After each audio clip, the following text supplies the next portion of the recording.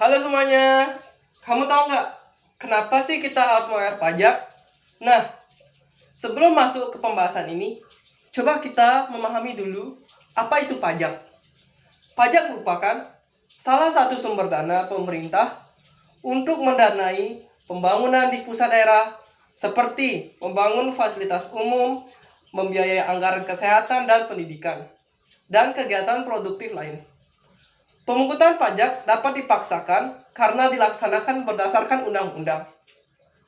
Membayar pajak ini bersifat memaksa karena hal ini sudah diatur dalam Undang-Undang Dasar 1945.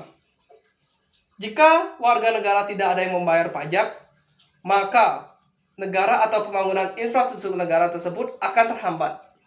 Dengan membayar pajak, masyarakat juga akan merasakan manfaat dari pajak itu sendiri seperti pembangunan fasilitas umum, jembatan, jalan tol, atau jalan raya, dan lain-lain. Kenapa sih kita harus membayar pajak? Membayar pajak adalah sebagai bukti kalau kita adalah warga negara yang taat dengan perundang-undangan yang berlaku di Indonesia. Dengan kita membayar pajak, kita telah berkontribusi ikut membangun Indonesia. Kita semua tahu bahwa untuk mengurus atau membangun suatu negara membutuhkan biaya yang tidak sedikit. Jadi, negara harus mempunyai pendapatan. Salah satu sumber pendapatan negara adalah dari sektor pajak.